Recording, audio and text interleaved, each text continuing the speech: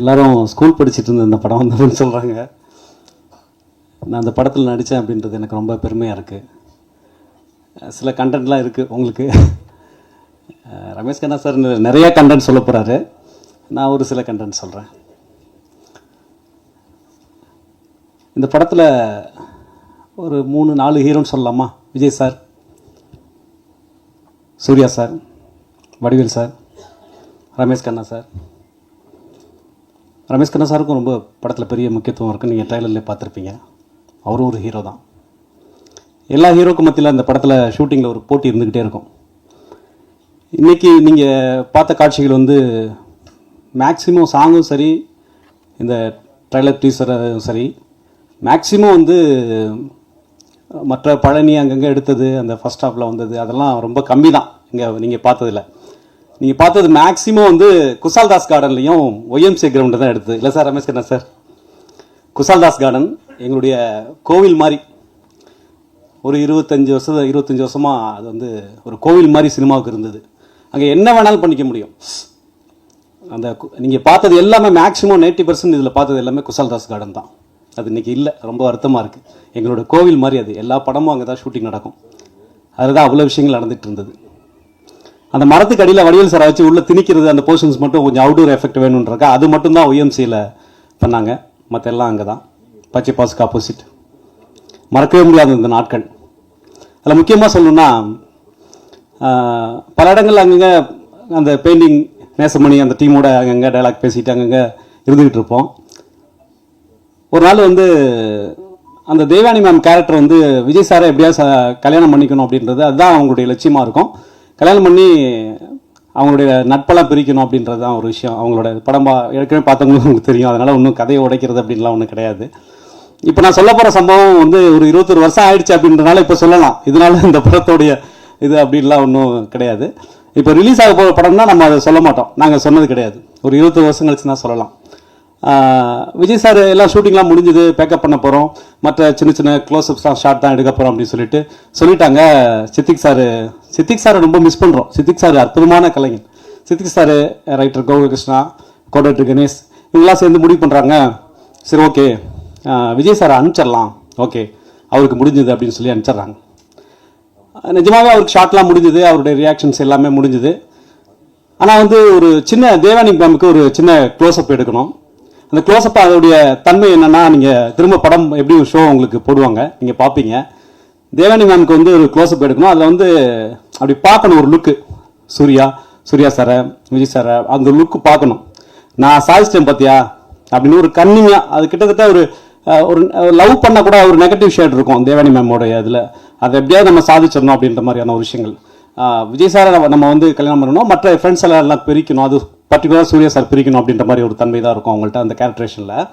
அப்போ வந்து அந்த முகத்தில் ஒரு கன்னிங், அது எப்போ அவங்க காட்டணும்னு சொன்னால், விஜய் சார் வந்து அவங்களுக்கு வந்து தாலி கட்டும்போது, அந்த முடிச்சு போடும்போது அவங்க வந்து அவங்க முகத்துக்கு ரியாக்ஷன் கொடுக்கணும் அப்படின்னு. இப்போ விஜய் சார் இருக்கணும், அவரு இல்லை. தாலி கட்டுற காம்பினேஷன் சீன்ஸ்லாம் எடுத்துட்டாங்க. பட் அந்த க்ளோஸ்அப் ஒரு ரியாக்ஷன் கொடுக்கணும் அப்படின்றது சாரை அனுப்பிச்சாச்சு. என்ன பண்ணுறதுன்னு தெரியல. சாருக்கு கல்யாண காட்சிகள் எல்லாம் முடிஞ்சது. என்ன பண்ணலான்னு சொன்னால், யாராவது டூப் போடணும், என்ன பண்ணுறது, அது மேட்ச் ஆகணும் அப்படின்னு சொல்லிட்டு யாராவது டூப் போடணும்னு சொல்லிட்டு டூப் போடும்போது யாராவது ஒரு கை அந்த விஜய் சாரோட சட்டையை போட்டுட்டு தேவனி மேமுக்கு தாலி கட்டணும். அந்த கை மட்டும் தான் அந்த ஃப்ரேமில் வந்து கை மட்டும் தான் இருக்கணும். அவர் ஒரு ஷாட் பண்ணலாம் அப்படின்னு சொல்லிட்டு டக்குனு சித்திக் சார் என்னை கூப்பிட்டாரு. விஜய் சாரோட அவரோட சட்டையை கொடுங்க, இவரை பக்கத்தில் மனவரையில் உட்கார வைங்க அப்படின்னு சொல்லிட்டு சொன்னாங்க. ஸோ நீங்கள் ஏற்கனவே பார்த்த அந்த அந்த தாலி கட்டுற அந்த முடிச்சு போடுறது வந்து, அது வந்து மனவரையில் பக்கத்தில் உட்காந்துருப்பேன். நான் தெரிய மாட்டேன், என்னுடைய கரங்கள் மட்டுமே தெரியும். நான் டூப் போட்டேன், எங்கள் ஃப்ரெண்டாக நினச்சிருந்தேன். இதில் என்ன, தேங்க்யூ சார், இதில் என்ன ஒரு லாஜிக் விஷயம் அப்படின்னா, நான் வந்து அவங்க சூர்யா சாரை பார்க்கணும், விஜய் சாரை பார்க்கணும், நான் சாச்சிட்டேன் பார்த்தியா அப்படின்னு சொல்லி அவங்க ஒரு மாதிரி கன்னிங்கா பார்க்கும்போது சூர்யா சாரை காட்டணும். இப்போ என்ன ஒரு விஷயம் அப்படின்னு சொன்னா, சூர்யா சாரை காட்டும்போது இங்க காம்பினேஷன்ல கல்யாணத்துக்கு அச்சதை போட்டதுல சூர்யா சாருக்கு பக்கத்தில் நான் நின்றுட்டு இருப்பேன். லாஜிக்கா வந்து எப்படி இருந்திருப்பேன். அப்போ வந்து என்ன அவாய்ட் பண்ணிட்டு சூர்யா சார் ஒரு பக்கத்தில் இருக்க ஃப்ரெண்ட்ஸ் வந்து என்ன அவாய்ட் பண்ணிட்டு காமிக்க முடியாது. அப்போ எடிட்டிங்ல தான் அது சரி பண்ணாங்க. அது டிஆர் சேகர் சாருடைய தலைமையில் மற்ற நண்பர்கள் அவங்களாம் எடிட் பண்ணாங்க. எனக்கு பர்டிகுலராக அந்த பேர் டக்குன்னு ஞாபகத்தில் வரல. எடிட்டிங்கில் தான் அதை சரி பண்ணாங்க. நான் எனக்கு அங்கே அங்கே அந்த சின்ன லாஜிக் விஷயங்கள்லாம் இருந்தது. ஸோ அப்போ வந்து பக்கத்தில் இருந்தவங்க சொன்னாங்க, அப்போ தான் பாரதி படம் நடித்து முடிச்சுட்டு வந்திருந்தேன். பாரதி படம், ஞானராஜசேகரன் ஐஏஎஸ் அவங்க பண்ண பாரதி படம். அதில் வந்து தேவயானி மேமோடைய மகளுக்கு நான் நிஜமாவே படத்தில் வந்து தாலி கட்டுவேன்.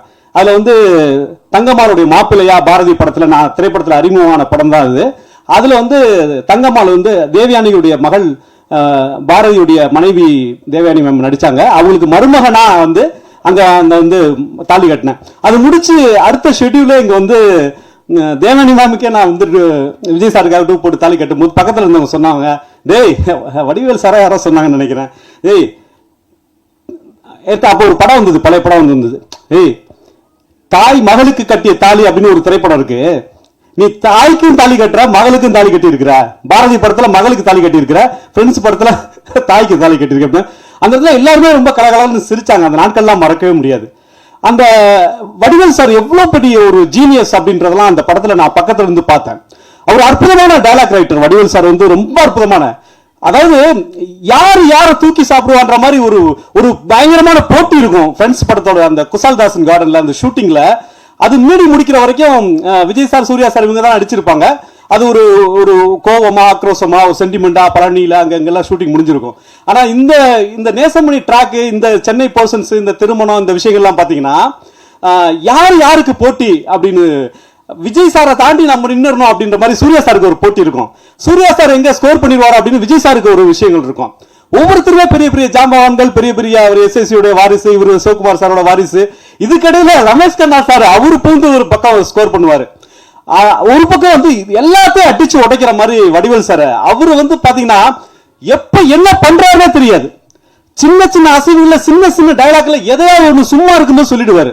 அப்படி சும்மா இருக்கும்போது சொன்னதுதான் இன்னைக்கு வந்து தமிழ்நாடு மட்டும் இல்ல, உலகம் முழுக்க இருக்க தமிழர்கள் வந்து ஏதாவது ஒரு விஷயம் பேசணும் அப்படின்னு சொன்னா நீ ஆணையே புடுங்க வேணாம் அப்படின்னு சொல்ற ஒரு விஷயம் இருக்கு இல்லையா, அது வந்து கை தட்டு தட்டிக்கலாம். நீ ஆணையே புடுங்க வேணாம் அப்படின்னு சொல்லி வடிவேல் சார் சொன்ன அந்த விஷயம் தான் இன்னைக்கு வந்து எல்லாருமே இன்னைக்கு இல்ல, இன்னைக்கு அந்த படம் இதுல தான் வந்திருக்கு அப்படின்னு தெரியாத தலைமுறையில இப்ப தெரிஞ்சுக்க போகுது ரீ ரிலீஸ்ல. ஓ, இந்த டயலாக் இதுல தான் வந்துச்சா, இதுல தான் ஃபர்ஸ்ட் டைம் வந்துச்சா, வடிவேல் சார் தான் அதை பேசினாரா அப்படின்ற மாதிரி இன்னைக்கு தலைமுறை தெரிஞ்சுக்க போகுது. அந்த ஆணியே புடுங்கவன வந்து படத்துல டயலாக் பேப்பர்ல டயலாக் கிடையவே கிடையாது. ரமேஷ் கண்ணா சார் இங்க அவர் மட்டும் தான் இங்க இருக்காரு, அதனால அவருக்கு தெரியும், மற்ற அந்த ஸ்பாட்ல இருந்த எல்லாருக்குமே தெரியும். அது வந்து எல்லாரும் அவங்க ஆர்டிஸ்டுக்கு ஒரு ஆக்டிவிட்டிஸ் டேரக்டர் கொடுத்துட்டாரு. அந்த பெயிண்ட் அடிக்கிறது, அங்கங்க பெயிண்ட் அடிக்கிறது அப்படின்ற ஒரு விஷயம் சூர்யா சார் யதார்த்தமா கேட்காரு, இங்க என்னோட ஆக்டிவிட்டிஸ் என்ன அப்படின்னு டேரக்டர் கேட்கிறாரு. கேட்கும்போது டைரக்டர் கேட்கிறாரு சூர்யா சார், என்னோட ஆக்டிவிட்டிஸ் என்ன அப்படின்னு சூர்யா சார் யதார்த்தமா கேட்கும்போது வடிவேல் சார் அந்த ரிஹர்சல் பார்த்துட்டு இருக்கும்போது விளையாட்டா சொன்ன வார்த்தை தான், விளையாட்டா சொன்னதான் நீயே புடுங்க வேணாம் அப்படின்னு. சில இடங்கள்லாம் வந்து வடிவேல் சார் தென்னர அடிச்சிருவாரு, மற்ற ஆர்டிஸ்டா எல்லாரும் தென்னர அடிச்சிருவாரு, பயங்கரமா ஸ்கோர் பண்ணிடுவாரு. அந்த மாதிரியான விஷயங்கள் இருக்கு. இதுல விஜய் சார் விழுந்து விழுந்து சிரிக்கிற மாதிரி இருக்குல்ல, அது ஆக்சுவலி வந்து கேமரா ரெடி, அது வந்து ஆக்ஷன் சொல்லி சிரிச்சது கிடையாது. விஜய் சார் சிரிக்கிற மாதிரி வடிவேல் வந்து அந்த இதுல விழுந்துருவாரு, அந்த கரியில விழுந்துருவாரு, விழுந்து விழுந்து சிரிக்கிற மாதிரி இருக்குல்ல, விஜய் சார் நிஜமாவே உட்காந்து சிரிச்சுக்கிட்டு இருந்தார். கேமராமேன் வந்து அதை கேப்சர் பண்ணாரு, அவ்வளவுதான். இது மாதிரி சினிமாவில் கிடைக்கிறது ரொம்ப அபூர்வமான விஷயம். இது மாதிரி நிறைய அந்த படத்தை பத்தி சொல்லணும்னா நிறைய விஷயங்கள் இருக்கும். விஜய் சார் பாத்தீங்கன்னா ரொம்ப யார்ட்டையும் எது பேச மாட்டாரு. அவர் மைண்ட்லேயே வந்து அந்த டான்ஸ் ரிகர்சல் எல்லாமே வந்து மைண்ட்லேயே பண்ணி பார்த்துட்டே இருப்பார். எல்லாரும் அவர்கிட்ட காலைல போய் வணக்கம் வைக்கும்போது திரும்பி வணக்கம் வைக்க மாட்டார், ஏன் அப்படி இருக்கிறாரு அப்படின்லாம் பேசுவாங்க. ஆனால் வந்து விஜய் சாரை பொறுத்த வரைக்கும் அவர் டயலாக் ஆகட்டும், டான்ஸ் ஆகட்டும், எல்லாமே மைண்ட்லேயே பார்த்துட்டே இருப்பார், மைண்ட்லேயே பார்த்துட்டு ரிகர்சல் பார்த்துட்டே இருப்பார். அப்படின்னா நான் காலையில் ஒரு 7 மணிக்கு கால் சீட்டு சொன்னால் 6:30 மணிக்கு விஜய் சார் வந்துருவார். ஓ, அவர் 6:30க்கு வந்தாரா, நான் 6 மணிக்கு வரேன்னு சொல்லி இப்படி எல்லாருக்கும் போட்டியாக இருந்து மிக அற்புதமான ஒரு படமாக அது உருவாச்சு. இன்னைக்கு எனக்கு பிறந்த நாளான இன்னைக்கு நிகில் சார் இப்படி ஒரு வாய்ப்பு கொடுத்துருக்காரு. நன்றி சார், நன்றி. ஃப்ரெண்ட்ஸ் படத்தில் எல்லா கம்பெனி டைமிங் ஒரு 5-6 ஆர்டிஸ்ட் இருப்பாங்க. இதில் இடம் ராதாரவி சார் வேற. முதல்ல ராதாரவி மிகப்பெரிய வில்லனை இது வில்லன் நடிச்சிருப்பாரு. அவர் இழக்கும்போது உங்களுக்கு சிரிப்பு தான் வரும். ஆமாம், அவர் இதில் காமெடி ஆகிட்டாங்க. ஒரு ஃபுல் பெரிய செட்டப்பு. அதாவது டைமிங் அப்படி இருக்கு, டைமிங் வந்து அப்படி இருக்கும். போகணும் சொன்ன மாதிரி இதில் ஹீரோ இது வந்து சிலங்க யார் ஹீரோன்னு தெரியாது. விஜய் சார் ஹீரோவா, சூர்யா சார் ஹீரோவா, ரமேஷ் கண்ணா ஹீரோவா, வடிவேலு ஹீரோவா, ஏன்னா ஒவ்வொரு இடத்துக்கும் ஒவ்வொருத்தர் ஸ்கோர் பண்ணிட்டே இருப்பாங்க.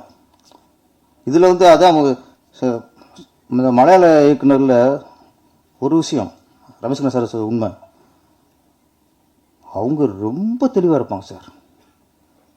அவங்க ஸ்கிரிப்டுக்கு அந்த அந்த சீனில் யார் என்ன பேசணும், அந்த சீன் ஃபுல்லாக ஹீரோ பேசாமல் இருக்கணுமா, பேசாமல் வச்சுருவாங்க. ஹீரோ என்ன கேட்டாலும் உட்காந்துருவாங்க. அந்த ஸ்கிரிப்டுக்கு என்ன கேட்குதோ அதை எடுத்து கொடுக்குறது தான் மலையாள இயக்குனரோட டேஸ்ட். நான் ஒர்க் பண்ணியிருக்கேன். நிறம்ட்டு இங்கே பிரியாத வர வேண்டும் படம் வச்சுல ஃபஸ்ட்டு மலையாளத்தில் வந்துச்சு. நிறம்ட்டு பெரிய ஹிட்டு. அது தமிழில் பிரியாத வர வேண்டும். இல்லை நான் தான் வசனம், இணை இயக்கம். நம்ம இங்கே ஒர்க் பண்ணும்போதெல்லாம் நான் ராமநாத் சார் ஒர்க் பண்ணியிருக்கேன், என்கே வசனா சார் ஒர்க் பண்ணியிருக்கேன், தரணி சார் ஒர்க் பண்ணியிருக்கேன், வல்லரசு பண்ண மகாராஜன் சார் ஒர்க் பண்ணியிருக்கேன். இது எல்லாமே நம்ம அசிஸ்டன்ட் வேலையை தவிர இல்லை, அதையும் பார்த்துட்டு அது இந்த டைலாக் கொடுக்க சொல்கிறது, இந்த சீன் இப்படி வைக்கலான்னு சொல்கிறது, இதெல்லாம் சொல்லிட்டே இருப்போம். இந்த பழக்கத்தோசில் அங்கே சொல்லுவோம்ல ரியாக்ஷனே இருக்காது. அவங்க என்ன ஸ்கிரிப்டில் இருக்கோ அதை அவங்க எடுப்பாங்க. இன்னொன்று, அவங்க மலையாளத்தில் எடுத்துட்டு தமிழ் எடுக்கும்போது ப்ராப்பர்ட்டி வேறு. இந்த ப்ராப்பர்ட்டி முதற்கொண்டு அங்கே அந்த சைடில் என்ன இருந்துச்சோ, அந்த செவத்தில் என்ன படம் மாட்டி இருந்துச்சோ அதே மாதிரி இங்கேயும் இருக்கணும். அவ்வளோ கவனமாக பண்ணுவாங்க. அதில் சித்திக் சார் காமெடி பர்சன். இந்த படத்து ஃப்ரெண்ட்ஸில் வந்து முக்கியம் காமெடி தான். இந்த நேசமணி அப்படிங்கிறது ட்ரெண்டாக ஆகிப்போச்சு. ஒரு 2 வருஷம் இருக்குமா ட்ரெண்டிங் வந்து எங்கே பார்த்தாலும் நேசமணி நேசமணி நேசமணி. அந்த அளவுக்கு இன்றைக்கி அந்த ட்ரெண்டிங்கில் உள்ள படம் தேவானி மேடம், ராசியான ஆர்டிஸ்ட். அப்புறம் எனக்கு சூர்யா அவங்க ஒரு ஃபேர் இருக்காங்கல்ல, நான் எங்கேயோ பார்த்த மாதிரிக்கே நினச்சிட்டு இருக்கேன். அப்புறம் தான் தெரிஞ்சு கொஞ்சம் ஷாக்காச்சு, அவங்களா அவங்க அப்படின்ட்டு. விஜயலட்சுமி மேடம், ஆமாம், எனக்கு டக்குன்னு அவங்களும் சினிமாவில் வர அண்ணன் அவர் ஒரு ஞாபகத்துக்கு வர்றாரு. ஆமாம் ஆமாம், சரி ஓகே. சில பார்க்கும்போது லேட்டாக தான் கொஞ்சம் பொறி தட்டுச்சு எனக்கு. நீங்கள் அவங்களே கூப்பிட்டு வந்துருக்கலாம். நீங்கள் எங்களை கூப்பிட்டு வந்து நீங்கள் என்ன பண்ண போறீங்க? நீங்கள் நாங்கள் எப்போவும் இங்கே வந்து எதாவது பேசிட்டு போகிறோம். நீங்கள் அவங்கள ஆள் வந்தால் கொஞ்சம் கண்டென்ட் கிடைக்கும். இந்த படத்துக்கு இன்னும் கொஞ்சம் பவர் கூடும். தேவானி மேடத்தை விட விஜயலட்சுமி மேடம் வந்தாங்கன்னா இன்னும் கொஞ்சம் படத்துக்கு பப்ளிசிட்டி நல்லாயிருக்கும் சொல்கிறேன், வேற ஒன்றும் இல்லை. இங்கே நீங்களே ஓடி போயிருப்பார். இப்போதான் யோசிப்பார், பேங்க்கில் போய் ஒரு வாரம் இருந்து கூப்பிட்டு வந்துருக்கலாமே. நெருங்க பயப்படுறார், வேற ஒன்றும் இல்லை. விஜய் சார் வந்து நான் வந்து திருப்பாச்சி மூப்புட்ட நேரத்தில் அவர் பெரிய ஆக்ஷன் வர மாட்டார். அதுக்கு முன்னாடி திருமலை வந்துருச்சு, கில்லி வந்துருச்சு, பெரிய ஆக்ஷன் ஹீரோ மாறிட்டார். நான் ஃபஸ்ட்டு கதை சொல்லும்போது அந்த ஆடு வெட்டுற சீன் இருக்குல்ல, மாலையை போட்டு தண்ணியில் ஊற்றுவாங்கல்ல, அந்த சீனை நான் ஃபஸ்ட்டு கதை சொல்லும்போது அந்த அவர் கட்டி வச்சு மாலையை போட்டு தண்ணி ஊற்றுறது விஜய் சார் இல்லை, பெஞ்சமின் தான். நான் காமெடியன், அவரை கட்டி வச்சு இது மாலையை போட்டு தண்ணியை ஊற்றி என்னெல்லாம் பண்ணலாம். ஃபஸ்ட்டு சொல்லி கதை ஓகே ஆயிடுச்சு. அப்புறம் திருப்பி ஃபுல்லாக ரெடி பண்ணிட்டு செகண்ட் டைம் ஷூட்டிங் போகிறதுக்கு முன்னாடி திருப்பி ஒரு கதை சொல்லிடுவோம் அப்படின்னு திரும்ப கதை சொல்கிறேன். அப்பவும் இந்த பஞ்சம் வச்சு சொல்லிட்டேன். கதை ஃபுல்லாக கேட்டார், ஓகே அப்படின்ட்டார். நீங்கள் சொன்ன மாதிரியே எடுத்துட்டிங்கன்னா படம் ஹிட்டு அப்படின்னார். ஒரு இக்கு வைப்பாங்கல்ல, கதை நல்லா இருக்குன்னு சொல்ல, கதை நல்லா இருக்கு, நீங்கள் சொன்ன மாதிரி எடுத்துகிட்ட ஹிட்டு.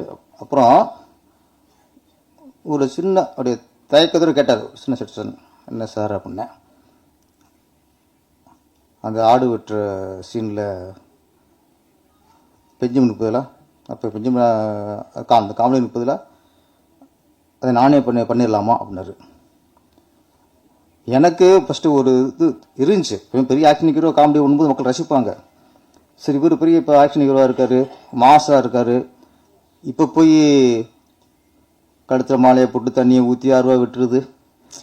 அவர் ஒத்துக்குவாரா ஃபஸ்ட்டு அப்படிங்கிற தயக்கத்தில் பண்ணியிருந்தேன். இவர் கேட்டவங்க எனக்கு ஹாப்பியாக போச்சு. ஓகே சார், நீங்கள் நல்லா இருக்கும் சார் அப்படின்ட்டு திருப்பி அது மட்டும்தான். அப்புறம் பெஞ்சமினை பின்னாடி வச்சுட்டு இவரை கட்டி வச்சு பஞ்சத்தெல்லாம் ஊற்றணும். ஆத்தா சம்மதம் சொல்லுதாத்தா அப்படின்னு. அதனால் ஒரு பெருசாக ஒரு ஒர்க் அவுட் ஆச்சு. ஏன்னா ஒரு விஜய் சார் நம்ம இன்றைக்கி பெரிய ஒரு கமர்ஷியல் ஹீரோவாக பார்க்குறோம். ஆனால் அவருக்குள்ளே நிறைய காமெடி சென்ஸ் ரொம்ப ஜாஸ்தி ஆகட்டும்.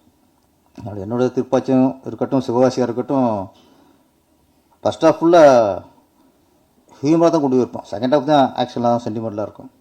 அப்படி விஜய் சார் வந்து ரொம்ப காமெடியில் பண்ணக்கூடியவர். அதே மாதிரி சூர்யா சார் ஒரு ஹீரோவுக்குள்ளே அந்த காமெடி சென்ஸு இருந்தாலே அவங்க எப்போ நிரந்தர ஹீரோ ஆயிடுவாங்க. லாங் டைம் ட்ராவல் ஆக முடியும். சும்மா முறைச்சிக்கிட்டு சும்மா அடிச்சுக்கிட்டு லவ் பண்ணிட்டு மட்டும் இருந்தால் அது ஒரு சீசன் அப்படியே முடிச்சு போகும். சூர்யா சார் எங்கன்னா பிதாமகன் கலைக்கிருப்பார். அந்த சுறுசுறுப்பு, அந்த அந்த டைலாக் டெலிவரி, அந்த சாங்கில் சிமுனனோட அந்த டான்ஸு. அப்போ சூர்யா சாருக்குள்ளே இவ்வளோ ஒரு ஹியூமர் இருக்கா, நகைச்சுவாக பண்ண முடியுமாங்கிற இது பிதாமகனில் அவர் நிரூபிச்சிட்டார். அதே மாதிரி முன்னாடி ரஜினி சார் பில்லா காலி ஜானி விரைச்சிட்டே இருப்பார். அது தில்லு முன்னு படம் பார்த்தீங்க சார், அதில் ஃபஸ்ட்டு நகைச்சுவை பண்ணார். அப்புறம் தம்பிக்கு இந்த ஊர் இந்த பாம்பு சீன்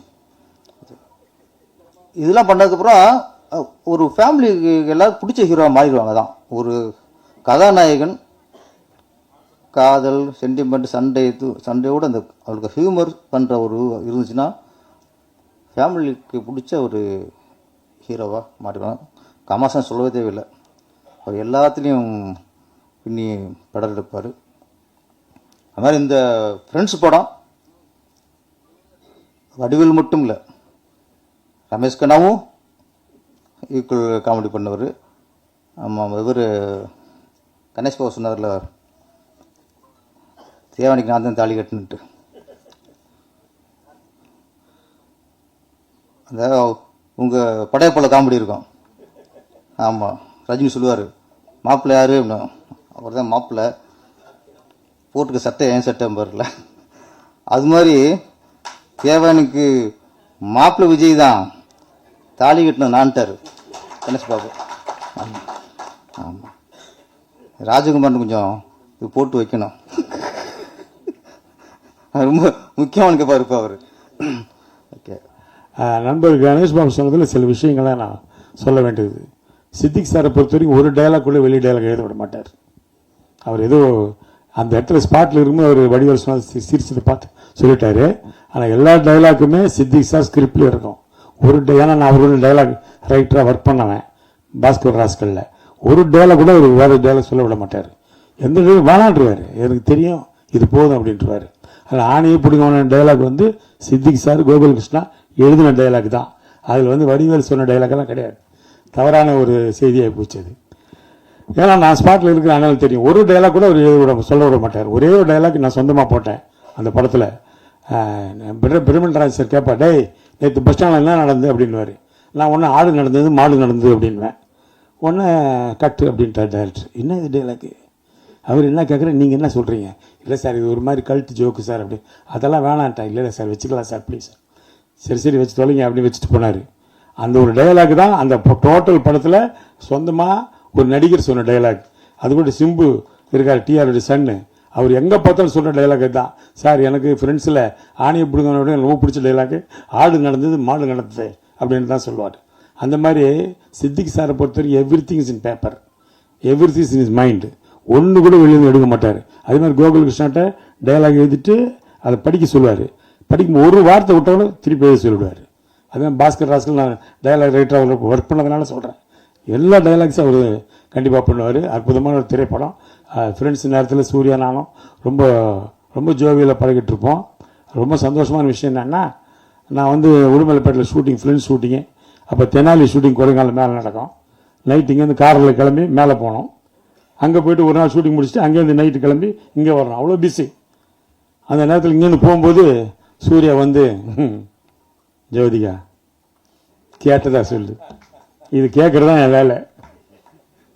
உடனே நான் அங்கே போய், madam Surya about you asking, எனக்கு பாதி இங்கிலீஷ் தான் எனக்கு தெரியும், சொல்லி முடிச்சு அவங்க தேங்க்யூ அப்படின்வாங்க. மறுபடியும் போகும்போது என்னை பற்றி சொல்லுங்கன்னுவோம். நான் கீழே வந்தேப்பா தங்கச்சி ஒன்று கேட்டதுப்பா அப்படின்னு.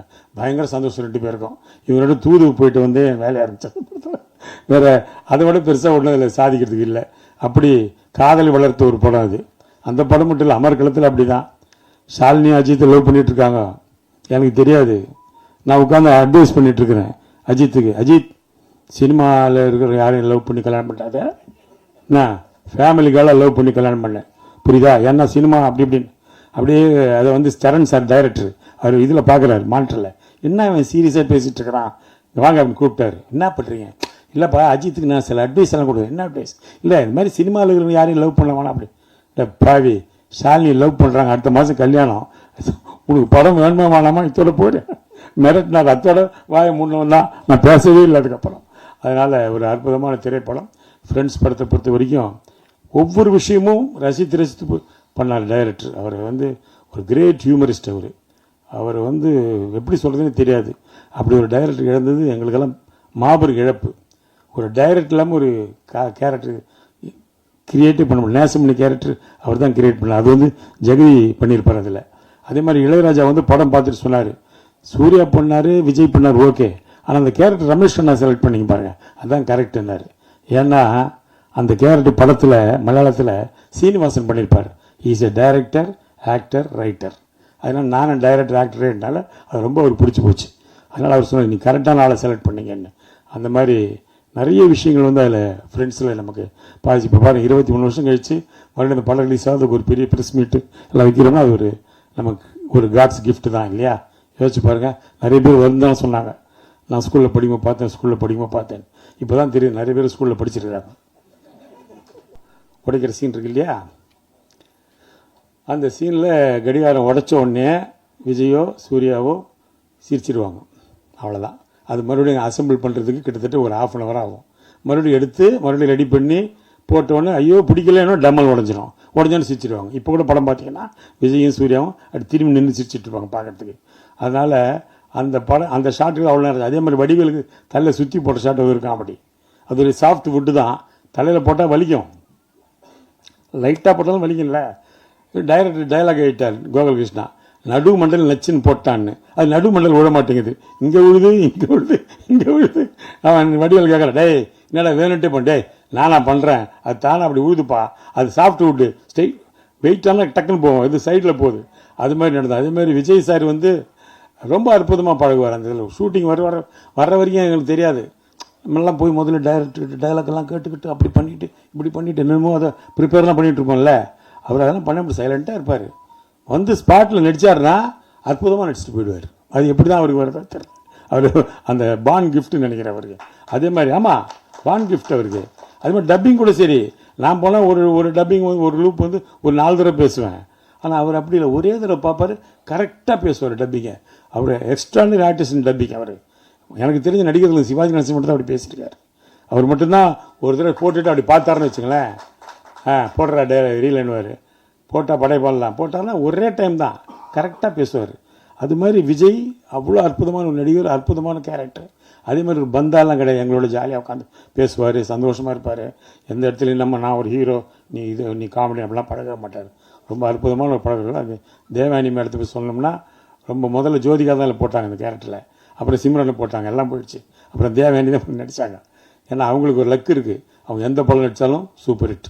காதல் கோட்டையில் ஆரம்பித்து ஃப்ரெண்ட்ஸ் வரைக்கும் எல்லா படமும் நடித்த படம்லாம் ஹிட்டு. அதனால் ரொம்ப அவங்களும் இந்த படத்தில் பெரிய பங்காயிட்டிருக்கு. அந்த கோபம் படுற சீன்லாம் இந்த பாட்டு பார்த்துருப்பீங்கள, அந்த டென்ஷன், அந்த சாங்கை அதெல்லாம் ரொம்ப அற்புதமாக பண்ணியிருப்பாங்க. அவங்களுக்கு என்னுடைய வாழ்த்துக்களை தெரிவிக்கிறேன். நன்றி. அனைவருக்கும் வணக்கம். ஃப்ரெண்ட்ஸ் ரீரிலீஸ் விழாவுக்கு வருகை தந்திருக்கும் ஊடக நண்பர்களுக்கும், மேடையில் அமர்ந்திருக்கும் ரமேஷ் கண்ணன் சார் அவர்களுக்கும், திருப்பாச்சி சிவகாசி வெற்றி படம் தந்த அண்ணன் பேரர் சார் அவர்களுக்கும் மற்றும் இங்கே வந்திருக்கும் அனைவருக்கும் என் முதற்கண் வணக்கத்தை தெரிவித்துக் கொள்கிறேன். 14 தேதி 2021ஆம் ஆண்டு வெளியாகி மிகப்பெரிய வெற்றி படமாக ஃப்ரெண்ட்ஸ் வந்து அந்த காலகட்டத்தில் கிட்டத்தட்ட 175 நாட்களுக்கு மேல் ஓடிய படம். சூர்யா சாரும் தளபதி அவர்களும் நடித்த அந்த படம். அன்றைய காலகட்டத்தில் வந்து பார்த்திங்கன்னா குடும்பங்கள் வந்து டிவியில் போய் படம் பார்ப்பாங்க. அந்த மாதிரி ஒரு கூட்டம் டிவியில் வந்து குடும்பத்தோட ஒரு நல்ல குடும்ப படம் போட்டால் படம் பார்ப்பாங்க. அந்த மாதிரி தளபதியோட ஃப்ரெண்ட்ஸ் படம் வந்து குடும்பமாக குழந்தைகளாக போய் பார்த்த படம் தான் அந்த ஃப்ரெண்ட்ஸ் படம். ரொம்ப அற்புதமான ஒரு படம். மனசில் எவ்வளோ கவலைகள் இருந்தாலும் அந்த படமே பார்த்தா கவலைகள்லாம் மறந்துடும்னு சொல்லுவாங்க அந்த டைமில். அப்படி ஒரு படம் அது. அந்த படம் மீண்டும் ரீரிலீஸ் ஆகுது நவம்பர் 21ஆம் தேதி. ரொம்ப சந்தோஷமாக இருக்குது. இன்றைய காலகட்டத்தில் அந்த படம் மிக சிறப்பாக கில்லி ரீரிலீஸ் எப்படி மிகப்பெரிய வெற்றி படமாக அமைஞ்சதோ அதே போல் இந்த ஃப்ரெண்ட்ஸ் படம் மிகப்பெரிய வெற்றி படமாக அமையும் என்பது இந்த நேரத்தில் மனமார்ந்த நன்றி தெரிவிச்சுக்கிறேன். வாழ்த்துக்கள். மேடையில் விட்டிருக்கூடிய பெரியவர்களுக்கும் ஊடக அன்பர்களுக்கும் முதல் வணக்கத்தை தெரிவித்துக் கொள்கிறேன். அவங்க சொன்ன மாதிரி தான் அப்போ எனக்கு ஒரு 21 வயசு இருக்கும். நானும் அந்த படத்தை ஆல்பர்ட் தேட்டரில் நல்லா ஃபன்னாக செலிப்ரேட் பண்ணியிருக்கேன். பெரும்பாலும் கரகாட்டக்காரன் படத்தில் பார்த்திங்கன்னா அந்த வாழைப்பழ காமெடி படத்துங்களை பார்த்திங்கன்னா ஒரு படம் தனியாக போவோம், காமெடி ட்ராக் தனியாக போவோம். ஆனால் இந்த படத்தை பொறுத்த வரைக்கும் ஃபஸ்ட் ஹாஃப் ஃபுல்லாகவே காமெடியிலே தான் படம் போவோம். செகண்ட் ஹாஃப் தான் அந்த சென்டிமெண்ட்டுக்கு வரும். விஜய் சாரும் சரி, சூர்யா அண்ணா சரி, ஒரு சார்மிங்காக நடிச்சிருப்பாங்க. அவங்களுக்கு ஈக்குவலாக சார் வந்து போட்டி போட்டு நடிச்சிருப்பார். ரமேஷ் அவர்கள், ரமேஷ் கண்ணா அவர்கள் பார்த்தீங்கன்னா நிறைய நடிகர் பட்டாளமே இருப்பாங்க. அதில் ராஜீவ் சார் இருப்பார், பிரமீன் Natarajan sir, Radharavi sir, Charlie sir, Vadivel sir. ஒரு ஃபன்னாகவே இருக்கும். திரும்ப இதை நான் 21 ரிலீஸ் அன்றைக்கி தேட்டரில் பார்க்க விருப்பப்படுறேன். இது டிஜிட்டல் மயப்படுத்தியிருக்காங்க. அப்பயும் அந்த படம் பார்த்திங்கன்னா நடித்தவங்க நடிகருக்கும் வெற்றியை கொடுத்தது, தயாரிப்பாளருக்கு நல்ல ஒரு லாபத்தை கொடுத்துருக்கோம். இப்போ இந்த படத்தை திரும்ப அவங்க டிஜிட்டலைஸ் பண்ணி பண்ணுறாங்க. அவங்களுக்கு நல்ல ஒரு இந்த படம் திரும்ப நல்ல ஒரு வெற்றி படமாக ரீரிலீஸ் அமையணும்னு